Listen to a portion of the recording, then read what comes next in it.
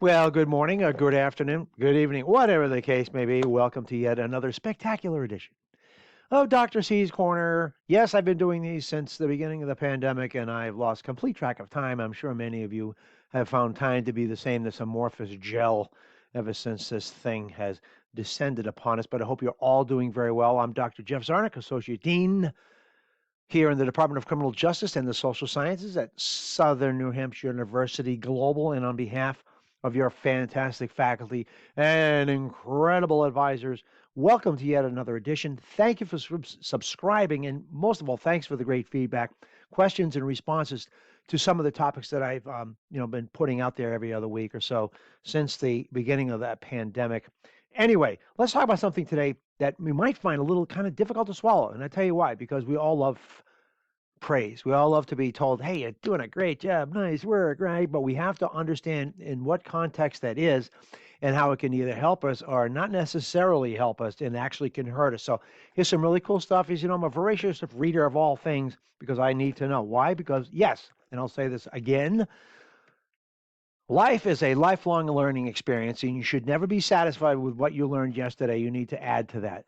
Just keep that in mind if you want to grow and be spectacular, a great problem solver, articulate, a great communicator, a collaborator, consensus builder, all the things we need to be in order to help other people, because that's who we are, right? In the helping profession, helping discipline, the service-related sector, policing, corrections, whatever it may be. Those are some of the main characteristics you need to accumulate, hone, and strengthen as you go. And the only way you do that is not to be satisfied with what you told yesterday, but to build on that. So let's start with this. All right. This is not necessarily the world according to me, but this is some great stuff from some very, very bright people who talk about feedback and praise. All right. So you know that you like hearing things like good job, well done, brilliant, exactly right. Oh, you got it. Perfect. Excellent. Right. Great. However, the researchers point out that this may not be accomplishing what we think. Kind of strange, huh? You think that's going to, put the helium back in the balloon, but that doesn't necessarily happen.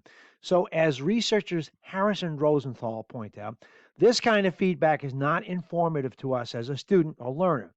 Consequently, it may have no impact on you beyond the realization that you got the answer right, or maybe wrong, but that's limited, right? That's just on the surface. So other researchers go much further, saying that such words can actually have a detrimental effect on our progress as learners. Okay? A researcher by the name of Barbara Larivee, I hope I say it right, she said, teacher praise discourages freedom of expression, creates dependency on the teacher, and promotes conformity by conditioning us as learners to measure our worth, excuse me, by their ability to please others. Let that digest a little bit, okay? In addition, other researchers have pointed this out as well. Praise is intricately connected to how students, us learners, view their intelligence.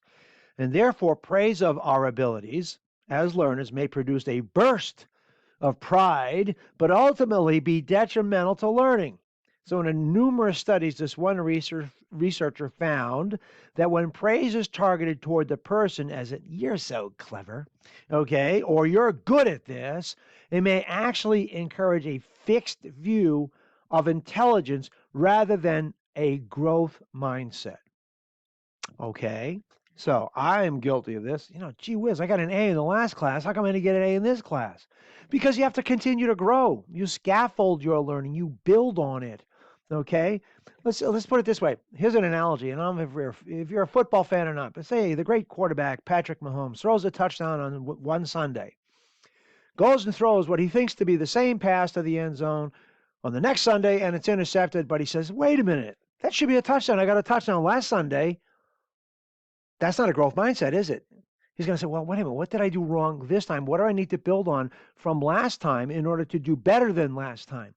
That's our role and our job as learners to say, yes, I got a touchdown this time, but what do I need to do this again? And do it better, not the same, because when you try to do something the same as last time, you may not get the results you want. So think about this growth mindset, and if you're told you did a good job, build on it. Don't flatline on it, okay? Praise is not necessarily feedback. All right. This is also in part due to the lack of information that praise typically conveys. Good job hardly gives us what much to go on. What does that mean? Good job at what? Be specific. You need to know that. Ask those questions.